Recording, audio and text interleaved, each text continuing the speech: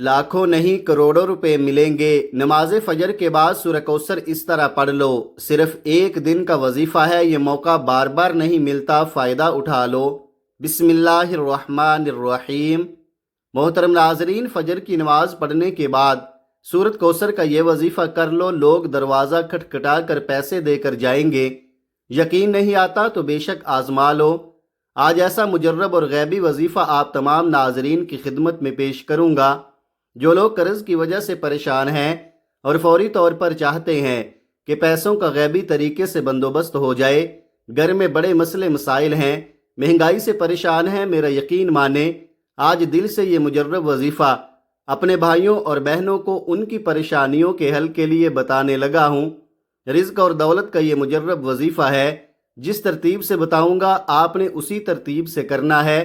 اپنی طرف سے تھوڑی سی بھی آپ کو کمی بیشی نہیں کرنی، ورنہ آپ کو جو وظیفہ ہے اس کے جو اثرات ہیں وہ آپ کو نظر نہیں آئیں گے، الٹا آپ لوگ اپنا وقت ضائع کریں گے۔ تو اس لیے آپ لوگ جب فجر کی نماز پڑھ لیں، اب یہ ضروری نہیں کہ آپ کو فجر کے فوراً بعد ہی یہ وظیفہ پڑھنا ہے، یہ ضروری ہے کہ آپ نے صبح فجر کی نماز ضرور پڑھنی ہے، اور فجر کی نماز کے بعد آپ نے یہ وظیفہ کرنا ہے۔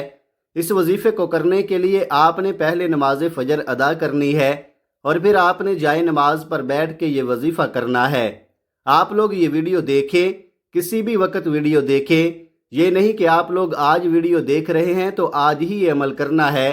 کسی بھی دن جب آپ فجر کی نماز ادا کر لیں، سکون سے آپ یہ وظیفہ پڑھ لیں، گھر میں پڑھ سکتے ہیں، جہاں کہیں موجود ہوں، آپ مسجد میں ہیں، آپ گھر میں یا باہر فجر کی نماز ادا کر رہے ہیں، کسی بہن بھائی کے پاس فجر کی نماز ادا کر رہے ہیں، اگر آپ کا وہاں دل چاہتا ہے تو آپ وہاں پر بھی یہ وظیفہ کر سکتے ہیں۔ یہ اتنا آسان اور اتنا مجرب وظیفہ ہے کہ آپ لوگ مسجد میں بھی پڑھ لیں۔ آپ کو گھنٹوں بیٹھ کر یہ وظیفہ نہیں پڑھنا، بلکہ کچھ منٹ لگیں گے۔ یہ وظیفہ پڑھتے ہی آپ لوگ معجزات کو اپنی آنکھوں کے سامنے انشاءاللہ دیکھیں گے۔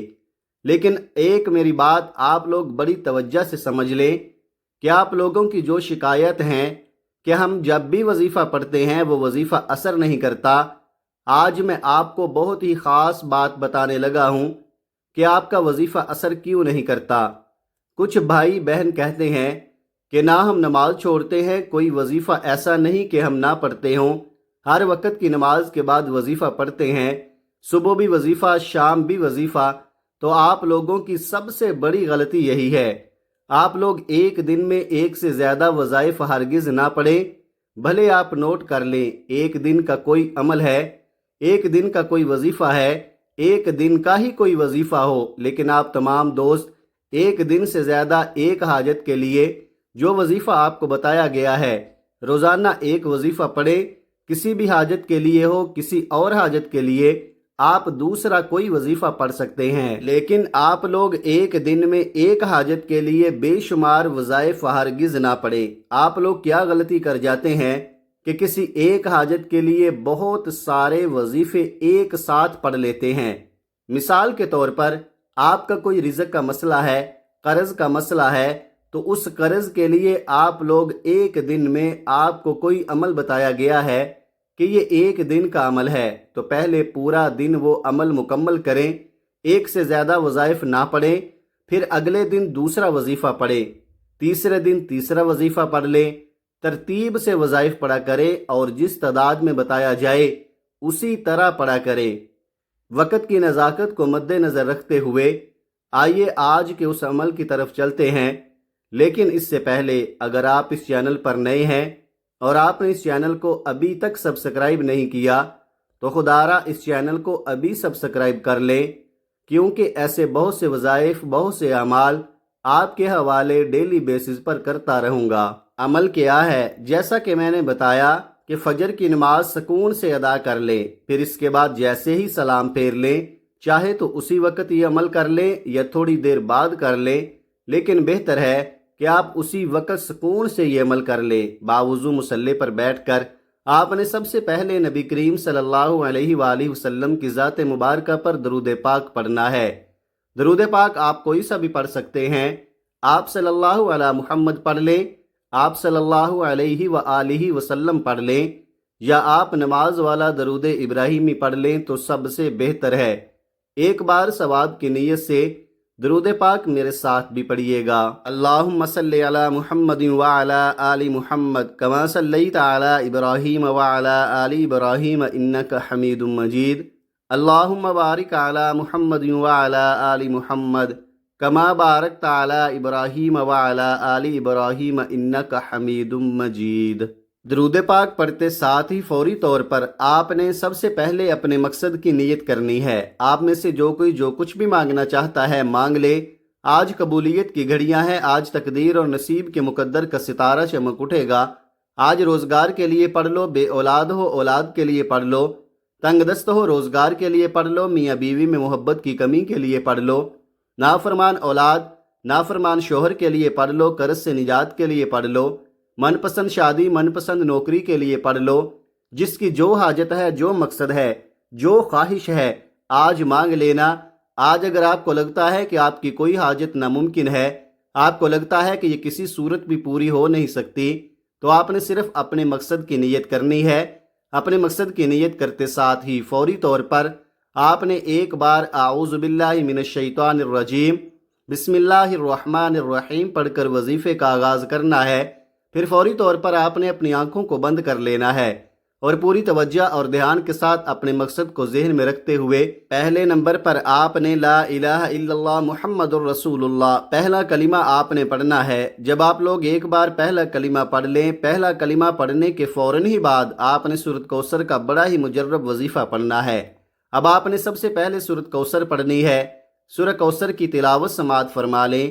بسم اللہ الرحمن الرحیم انا اعطیناک الکوثر فصل لربک وانحر انا شانئک هو الابتر۔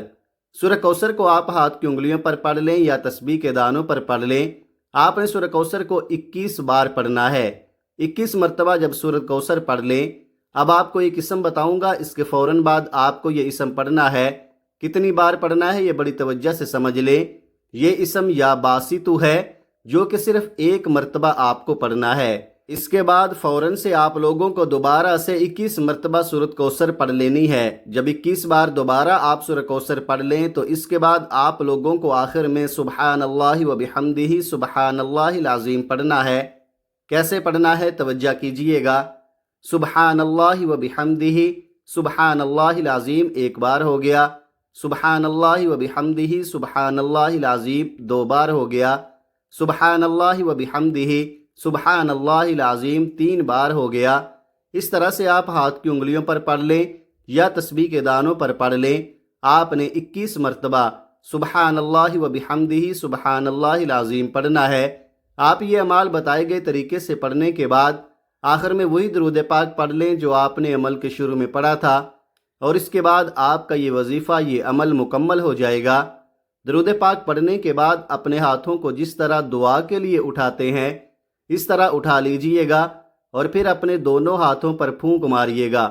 دم کر لیں، یعنی دونوں ہاتھوں پر پھونک مار کے اپنے چہرے پر پھیر لیں، اور اس کے بعد ہاتھ اٹھا کے اللہ تعالیٰ سے دعا مانگ لیجئے گا۔ جو آپ کی حاجتیں ہیں، 10 حاجتیں ہیں، 100 حاجتیں ہیں، ان کے لیے اللہ تعالیٰ سے دعا مانگ لیجئے گا۔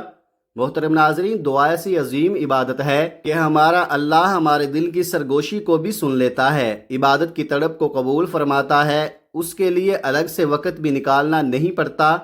یہ عبادت کچن ہو یا بچوں کے معاملات، شوہر کا انتظار ہو یا مہمان نوازی، آپ اللہ سے مخاطب ہوتے ہیں اور اللہ آپ سے بات کرتا ہے، آپ کے سوالوں کا جواب دیتا ہے۔